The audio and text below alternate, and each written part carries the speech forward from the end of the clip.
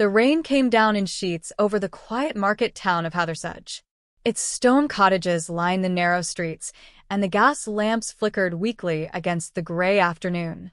At the edge of town, the old train station stood like a relic from another time, cold, damp, and mostly forgotten.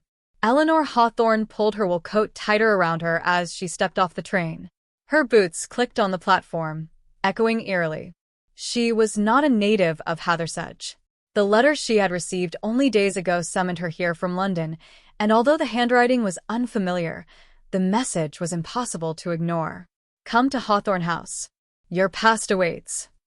She had never heard of Hawthorne House before, but the letter had carried her mother's maiden name, something Eleanor hadn't seen written since her childhood. The station master, a man with a face as worn as the stone walls, tipped his cap. "Miss Hawthorne?" he asked, his accent thick with Yorkshire drawl. "Yes," she replied, her voice uncertain. "There's a car waiting for you outside. Said it's from the house." Eleanor hesitated. No one had mentioned transport, but curiosity tugged stronger than fear. She nodded and stepped into the misty air beyond the platform. A black car, its windows tinted, idled by the gate. Inside the car, the driver said nothing. He wore a flat cap pulled low, and the only sound was the crunch of tires on gravel as they left the station behind. Eleanor peered out the window. The countryside was bleak, hedgerows, bare trees, rolling hills under a pewter sky. After a long, silent ride, the car pulled up before a towering manor. Hawthorne House stood with its ivy-choked walls and high, shuttered windows. A chill crept through Eleanor's spine. The house looked like it hadn't breathed in years.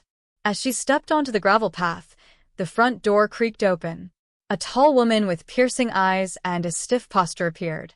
She wore a dark green dress and didn't smile. "Welcome, Miss Hawthorne," the woman said. "We've been expecting you." Eleanor's heart pounded.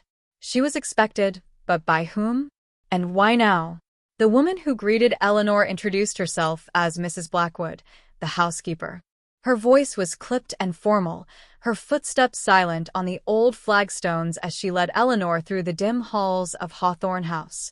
The interior was as cold and imposing as its exterior. The walls were lined with portraits of stern-faced ancestors, their eyes seeming to follow Eleanor as she passed. Heavy velvet curtains blocked most of the light, casting long shadows across the corridors. The air smelled faintly of dust and something older, like forgotten secrets. "Your room is upstairs, first on the left," Mrs. Blackwood said, stopping at the foot of a grand staircase. "Dinner is at 7. You're not to explore the East Wing. It's under renovation." Eleanor nodded, though her curiosity immediately flared. Why mention the East Wing at all?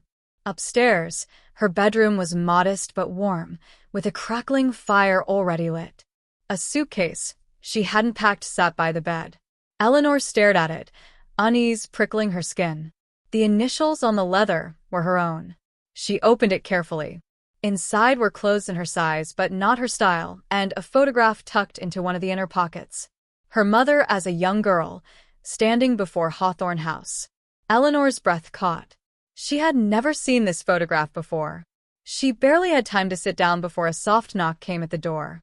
She opened it to find a young maid with wide eyes and flushed cheeks. "Miss," the maid whispered, glancing over her shoulder. "Don't go down to the cellar. Ever. It's not safe." Before Eleanor could respond, the maid hurried off down the corridor. Dinner was served in a candlelit dining room with dark wood panels and a table long enough to seat 20. Yet Eleanor was alone, save for Mrs. Blackwood, who stood silently at the far end. "Will anyone else be joining me?" Eleanor asked. "No," the housekeeper replied. "Not tonight." The silence stretched on as Eleanor picked at her food. Then, somewhere beyond the dining room walls, she heard it, a faint tapping, like fingernails on stone. Then a whisper. She stood abruptly. "Did you hear that?" Mrs. Blackwood's face remained blank. Old houses make strange noises, but Eleanor wasn't convinced. That had been a voice. That night, sleep eluded her. The wind moaned through the eaves, and the walls groaned like the house itself was breathing. She turned on the bedside lamp and stared at the photograph again. Her mother looked no older than 10. Why had she never spoken of this place? Just as Eleanor was drifting off, she heard it again, the tapping. This time it was coming from inside the room. Eleanor shot upright in bed, heart pounding. The tapping had stopped, but her eyes scanned the dark corners of the room. The lamp still glowed faintly, casting flickering shadows across the walls. She slipped out of bed and padded barefoot across the creaking floorboards. Her gaze landed on the wardrobe, tall, ancient, and carved with strange symbols. She reached for the handle and opened it slowly. Nothing, just her clothes neatly hung. Then she noticed the wall behind it. A thin, vertical crack ran down the wallpaper, barely noticeable. She touched it, and the paper shifted slightly beneath her fingers, revealing a narrow seam in the wood paneling. A hidden door. Before she could try to open it, a sudden knock at her main door startled her. She turned quickly and opened it to find Mrs. Blackwood standing there, her face pale and tight. "You should be asleep," the housekeeper said, voice low. "I heard something," Eleanor replied. "And there's something behind the wardrobe." Mrs. Blackwood's eyes narrowed. "Don't go looking for things you're not meant to find. The house remembers." "The house remembers?" Eleanor repeated. But the woman was already turning away, leaving Eleanor alone again in the flickering lamplight. The next morning, the fog still hung thick outside, the moor swallowed in gray. Eleanor wandered through the west wing, where the rooms were less decayed. She passed parlors with sheet-covered furniture, dusty chandeliers, and mirrors that seemed a little too clouded. As she passed one of the closed doors, she heard a soft thud inside. She paused, pressed her ear to it. Another thud, then a shuffle. She knocked gently. "Hello? Is someone there?" Silence. She tried the handle. Locked. That evening, the same maid appeared again as Eleanor descended the stairs. The girl looked even more frightened than before. "I shouldn't be talking to you," she whispered quickly. "But I saw you looking at the east wing. You mustn't go there. Not since Miss Annabel." She stopped, eyes wide with fear, as Mrs. Blackwood appeared at the end of the hallway. "Back to the kitchen, Mary," the housekeeper said firmly. The maid scurried away. "Who was Miss Annabel?" Eleanor asked, but Mrs. Blackwood simply stared at her. "That name does not belong in this house anymore." Eleanor slept poorly again that night. The tapping returned, this time accompanied by a low moan, almost like weeping. She sat up and looked again at the hidden crack in the wall. This time, she moved the wardrobe. Behind it, a narrow wooden door, locked with a rusted latch. She hesitated. Then she pulled out a hairpin and knelt. It took several minutes, but finally, the latch clicked. The door creaked open, revealing a narrow staircase spiraling down into darkness. And from the depths below, a single word floated up in a breathy whisper. "Eleanor." The air grew colder with each step Eleanor took. The wooden staircase groaned beneath her weight, and the walls were damp with age. She held up her lantern, its weak light pushing back the heavy darkness just enough to see. Cobwebs brushed her face. The air smelled of mildew and something metallic, like rust or dried blood. As she reached the bottom, her lantern revealed a low stone cellar, its ceiling arched and lined with thick wooden beams. The space was cluttered with old crates, broken furniture, and crumbling shelves lined with jars of discolored herbs. In the far corner, she spotted something that made her pause, a child's rocking horse, its paint chipped and one eye missing. She moved closer. Suddenly, the rocking horse began to creak, rocking gently as if touched by invisible hands. Eleanor froze. A whisper danced through the air, barely audible, but it carried her name. "Eleanor." She turned sharply. Nothing. Then she saw it. Faint writing on the wall, revealed under the light of her lantern. She stepped closer and traced the faded words with her fingers. Annabel was here. Her breath caught. The name again. Annabel. She heard a creak behind her and spun around, heart racing. A shadow slipped between the crates. "Who's there?" she called out. No answer. Just silence. And then a child's giggle, soft and high, echoing through the stone chamber. Her lantern flickered. She stepped backward, but her foot caught on something. She stumbled and landed hard on the stone floor. Her lantern slipped from her grip and rolled away, casting strange, tilting shadows. As she reached for it, her hand brushed against something cold and hard, a small metal box half buried in the dirt. She pulled it free. It was locked, but engraved with the same strange symbols she had seen on the wardrobe upstairs. She cradled the box and stood slowly, glancing around once more. The cellar was silent again. The rocking horse had stopped. Eleanor turned and climbed back up the stairs, clutching the box tightly. As she reached her room and shut the door behind her, the wind howled outside, slamming the shutters against the windows. She examined the box under lamplight. No keyhole, no obvious latch, only the carvings. A pattern, perhaps. A puzzle. She traced them slowly. And for a second, just a second, she thought she heard the faintest voice from inside the box. "Help me." Morning light spilled through the curtains, weak and pale. Eleanor hadn't slept. The metal box sat on her desk, unmoved, unreadable, and yet somehow alive. She could still hear the faint echo of the voice from the night before.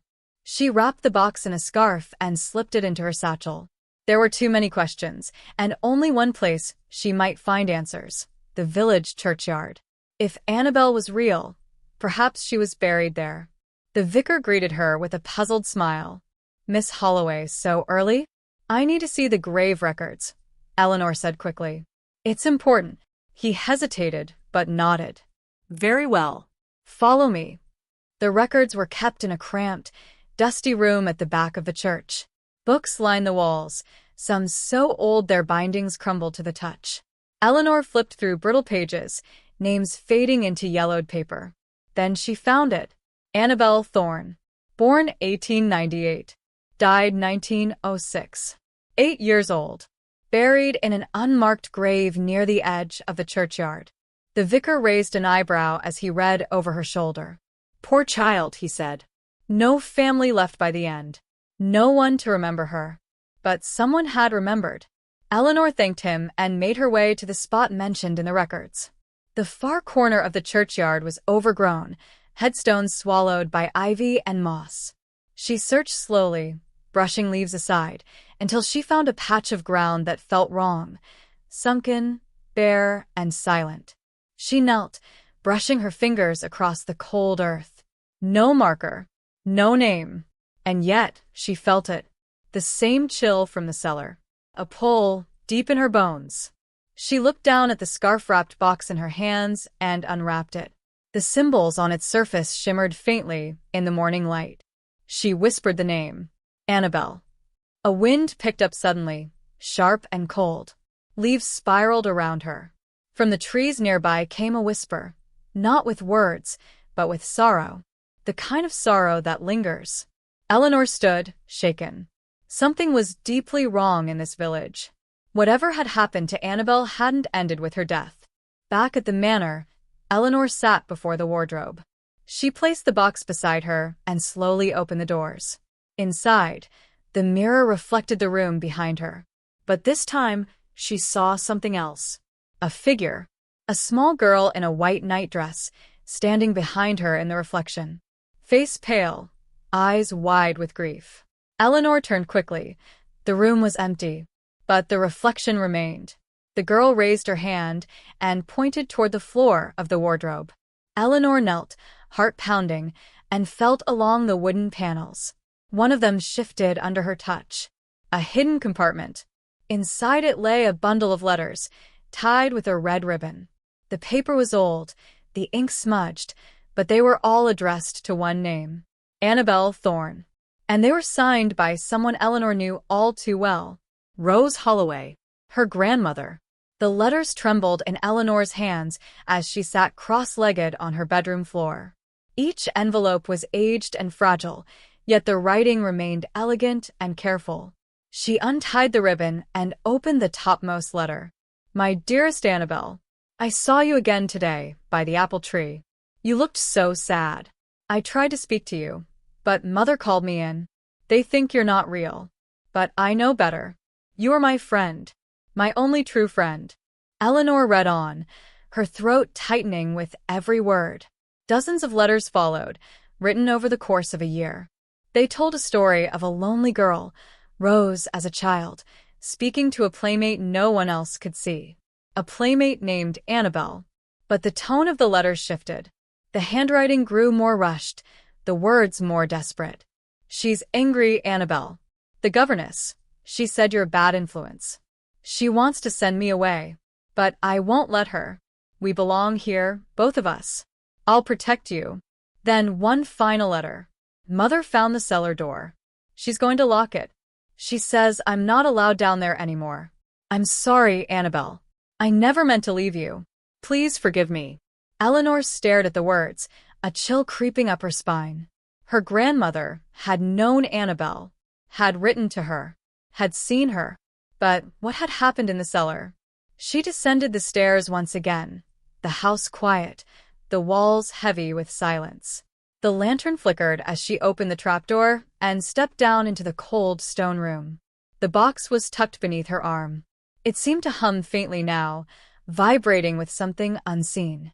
Eleanor approached the far wall, the one with the symbols, and held the box up to it. Nothing. Then, instinctively, she pressed the box against the center symbol. A sharp crack echoed through the chamber. The wall shifted. Stone scraped against stone as a narrow passage opened in the wall, hidden for decades. The air beyond it was colder still, and reeked of earth and mildew. She stepped through. The tunnel led downward into darkness. The walls were damp, the ceiling low. After what felt like minutes, Eleanor emerged into a small circular chamber. At its center stood a child's wooden chair, and in it sat a doll. It was old, its face cracked porcelain, its dress frayed with age. But its eyes, glassy and black, stared directly at her. Behind the chair, a mirror leaned against the wall. Unlike the others in the manor, this one was untouched by dust. It gleamed, perfectly polished. Eleanor stepped closer. The mirror did not show her reflection. Instead, it showed a nursery. Faded wallpaper. Toys scattered on the floor. A small girl standing alone. Annabelle. She turned slowly, eyes meeting Eleanor's through the glass. The doll's head tilted with a faint creak. A voice whispered, "You open the door." The whisper echoed in Eleanor's ears as she stumbled back, heart racing. The chamber felt suddenly smaller, the air heavier. She turned away from the mirror, but the image of Annabelle lingered behind her eyelids like an imprint. Eleanor ran, back through the damp tunnel, up the cold steps, into the main house, where the gloom of Greystone Manor seemed more alive than ever. She didn't sleep that night. Instead, she pored over her grandmother's journals again, her fingers trembling as she turned each page. There were gaps, pages torn out, entries abruptly ending, but something new emerged. Mentions of a governess named Miss Calder. Stern. Controlling. Not well liked by the staff. And gone without a trace in 1952. The date circled in Eleanor's mind. That was the same year the letters stopped. The same year Rose vanished from all mention. The next morning, Eleanor descended to the kitchen, where Mrs. Dalloway was polishing a tarnished teapot. "Mrs. Dalloway," she said, "do you remember anyone named Miss Calder?" The housekeeper froze, her hands tightening on the handle of the pot. "That name," she said quietly, "is not to be spoken in this house." "Why not?" She brought darkness with her. That woman was never right. Always whispering in corners, always watching Rose like a hawk. After the fire, she was never seen again. Eleanor's skin prickled.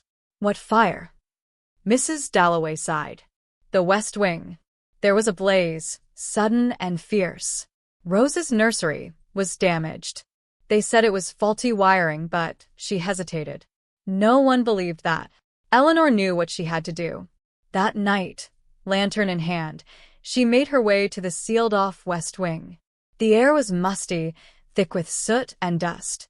She pushed through the barricade and entered a long-forgotten corridor. Walls scorched, paint peeled. At the far end stood a door, charred but intact. The nursery. She stepped inside. Everything was coated in ash. A scorched rocking horse. A broken crib, but on the wall, half concealed by the wreckage, she found something carved into the wood. Obey her. Beneath it, a symbol, the same as the one on the hidden wall in the cellar. Suddenly, the air shifted. A cold presence behind her. Eleanor turned. A woman stood in the doorway. Tall. Severe. Dressed in a black gown, her face pale and drawn, eyes hollow. Miss Calder. You've seen too much, the governess said, voice brittle as frost. Eleanor backed away, heart thudding. What did you do to Rose? Miss Calder took a step forward. She was disobedient. She wouldn't listen. I only ever tried to protect her from her.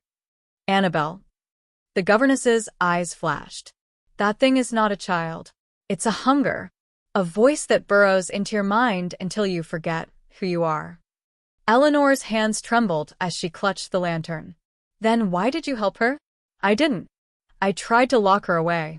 But Rose, she loved her. And love makes fools of us all. With a sudden gust, the light went out. Darkness swallowed the room. And the whispers returned. The next morning, Eleanor awoke on the parlor sofa, her lantern long dead and her clothes dust-stained. Her memory of the night before flickered like an old reel of film. The nursery, the governess, the whispers. She wasn't sure what had been dream and what had been real. But one thing was certain.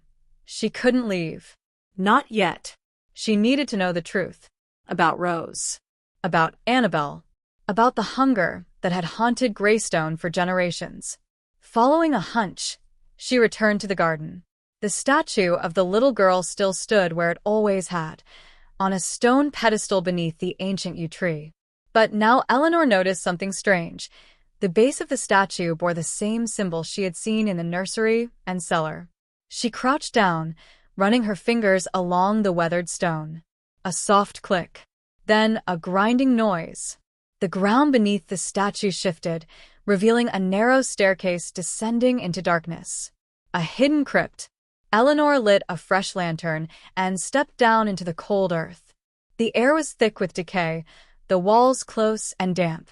She passed empty niches carved into the stone, some marked with dates, others with symbols. Then she saw it. A wooden coffin, small and child-sized, placed on a raised altar at the end of the corridor. On it, a name carved faintly into the wood. Rose Calder. Eleanor froze. Calder? She hadn't known Rose shared a surname with the governess. Hands trembling, she opened the coffin. Inside was not a body, but a bundle of possessions, a porcelain doll, its face cracked, a child's locket with 2 miniatures inside, one of a young girl, the other of Miss Calder.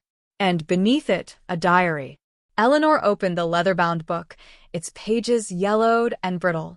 It belonged to Rose. She read aloud, voice echoing off the stone. Mother says the voice is just a game. But the voice says I mustn't trust her. That she is not my real mother. That she took me from someone else. Eleanor turned the page. I see Annabelle in my dreams. She's sad. Lonely. She says she misses her heart. That mother took it. Another page. Tonight I will do it. I will hide the key in the garden and go where Annabelle says. Mother won't follow. She fears the darkness. Eleanor's heart ached. Rose hadn't died in the fire. She had run. Into the tunnels. Into the mirror. She wasn't trapped. She was waiting. Suddenly, Eleanor felt a shift in the air. The lantern's flame flickered. Then came the voice. Low. Gentle. Childlike. You found me. Eleanor turned slowly. At the mouth of the crypt stood a little girl. Barefoot. Pale. Hair falling in curls over her shoulders. The same girl from the mirror. Annabelle. Why did you call me here? Eleanor whispered. Annabelle stepped closer. Because you're the only one who remembers. You're the only one who sees. What do you want from me? The girl tilted her head. To finish what Rose couldn't. Annabelle's presence faded like mist on a moor. One blink and she was gone. Eleanor stood alone in the crypt, clutching Rose's diary. The final entry burned in her mind. Rose had planned to confront Miss Calder. But something had stopped her. Or someone. Eleanor climbed out of the crypt and returned to the manor. The house. once silent, now seemed to stir. Floorboards creaked. Shadows shifted. And somewhere in the distance, a music box began to play. She followed the sound to the governess's quarters. The door, once locked, now stood ajar. Inside, the room was pristine. Too pristine. Not a speck of dust, not a single creased sheet. Everything preserved like a museum exhibit. On the desk sat a small velvet box. Inside, a key. Old. Ornate. Carved with the same sigil. Eleanor took it. The metal was ice cold. As she turned to leave, her eyes caught a glint beneath the bed. She knelt and pulled out a second box. This one older. Cedar, bound in iron. Its contents sent a chill through her bones. Photographs. Miss Calder, but younger, smiling, her arm around a girl with wide, frightened eyes. Rose. There were letters too, pages of obsessive writing. Repeated lines like scripture. She is mine. I was promised. I took her so the voice would be silent. I gave her what she needed. I gave her my heart. The writings weren't those of a woman in grief. They were the ravings of someone who had bargained with something ancient. Eleanor felt the truth settle like frost in her chest. Miss Calder hadn't just kidnapped Rose. She had tried to replace her. Through ritual. Through sacrifice. The heart in the locket. The whispers. The fear. Everything pointed to one place. The mirror. Eleanor returned to the nursery. The broken mirror shimmered faintly in the darkness. She took the key and held it near. The surface rippled. A pulse, like breath. Eleanor stepped forward and placed her hand on the glass. It gave way like water. She stepped through. The world on the other side was not what she expected. No blood. No fire. Just a perfect reflection of Greystone, but still empty and tinged with the echo of sorrow. She wandered through the mirror manor, calling for Annabelle, for Rose. Their names vanished into the silence. Then she found the nursery. Inside, a woman sat in a rocking chair. Miss Calder. But her face was younger, softer. Her eyes blank with despair. And, in her arms, a doll. Miss Calder? Eleanor asked. The woman didn't move. She isn't here, came a voice behind her. Annabelle. She stood in the corner, her eyes no longer innocent. She left long ago, Annabelle said, stepping closer. But her guilt stayed. Trapped here. Like us. Eleanor turned back to the governess. She took Rose from you, Eleanor said. Annabelle nodded. She broke the rules. She tried to own something that couldn't be owned. And so the house punished her. The way it punishes all who try. Eleanor's voice trembled. What about you? Annabelle's gaze softened. I just want to rest. A tear rolled down her cheek. You have the key. You can set us free. Eleanor's fingers tightened around the cold metal. One lock. One choice. And everything would end. The mirror world trembled as Eleanor gripped the key. Annabelle stood still, her figure faint against the cold light that shimmered through the glass walls. Behind them, Miss Calder continued to rock slowly, trapped in her endless loop of sorrow. This house, Eleanor whispered, it's not just haunted. It's alive. Annabelle nodded. It remembers everything. Every pain. Every lie.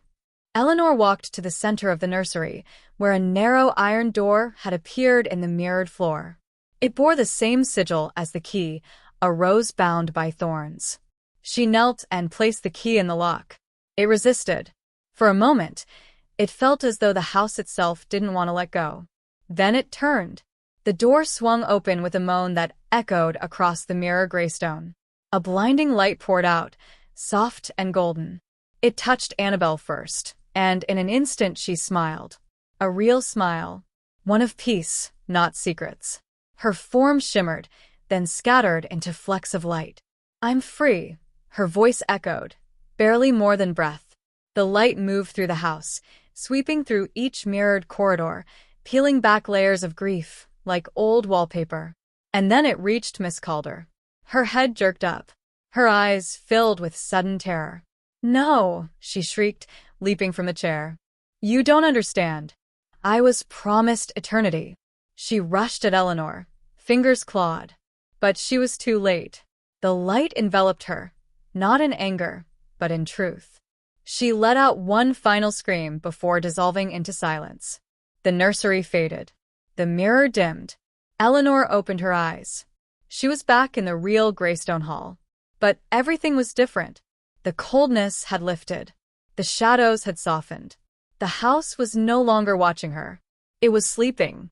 She walked through its halls one last time, touching the smooth railings, the faded portraits. There were no whispers now, only stillness. In the garden, the sun had begun to rise. Eleanor stepped outside, her suitcase in hand. Aunt Meredith was gone. The house would be sold. But something told Eleanor that Greystone had finally let go. She looked back at the manor, its windows catching the early light. "Rest now," she whispered. And then she walked down the gravel path, the roses at her side blooming red in the morning sun.